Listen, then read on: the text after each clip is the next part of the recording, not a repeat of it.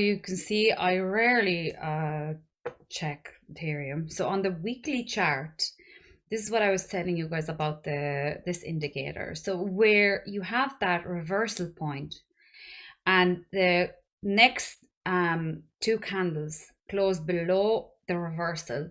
So this one failed to close. There was a bit of hope here, right? And that one did. So you'd be looking at the next two. You nearly on the weekly chart, you'd nearly, could bet here. There's nothing happening. We don't have a bottom marked here. We don't have a reversal to the upside marked here. We're going to see lower. So currently there aren't really any tops marked here. We have a little bit of a action here on the reversal from the bottom up happening. Let's just put few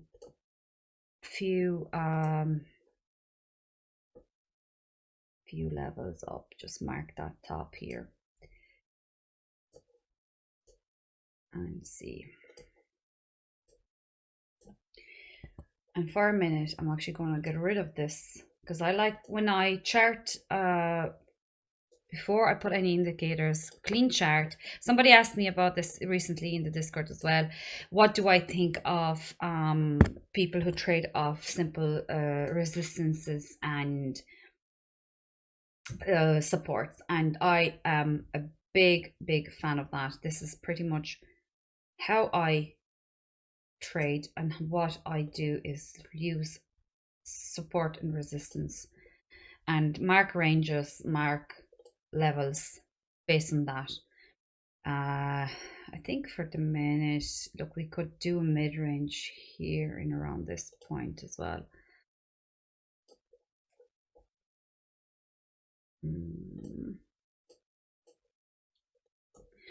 I mean,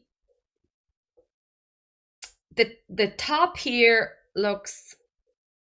doesn't look very toppy. Sure, it doesn't. It looks very flat. There's always you'd be wanting to see. I mean, we had a double top, of course, on Ethereum here, and comparing to Bitcoin, it doesn't look as bad. It doesn't look like tragic. When you look at Bitcoin, you're looking at, oh my God, so many weeks of red, and it looks scary. Ethereum obviously had several consecutive weeks of red, bounced around here. Let's just mark that even locally here. A couple of weeks below the little deviations here. Where would that bring us here on the extended line?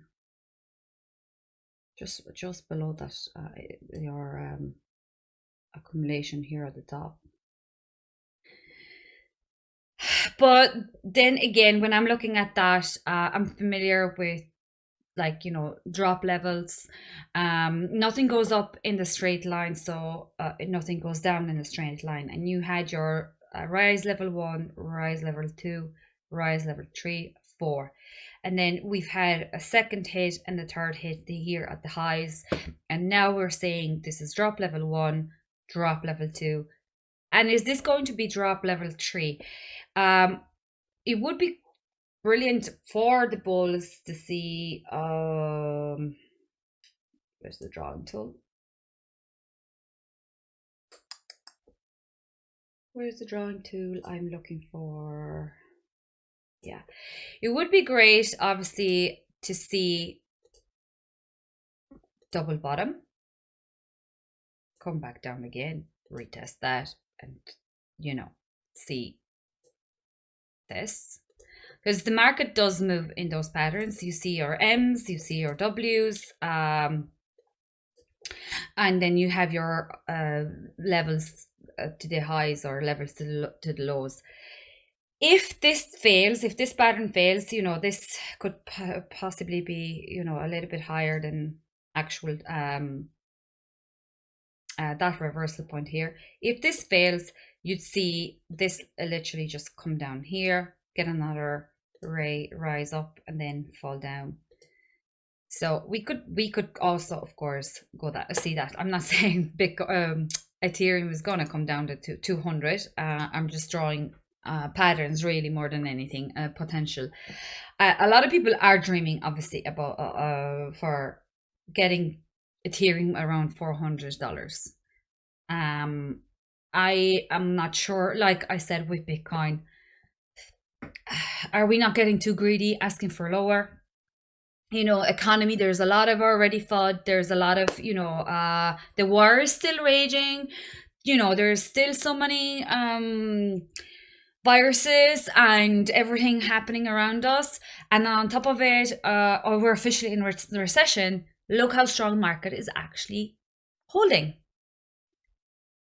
I'm not seeing major reactions to what we're being told all around us. What would have to happen for us to get that price of either Ethereum or Bitcoin?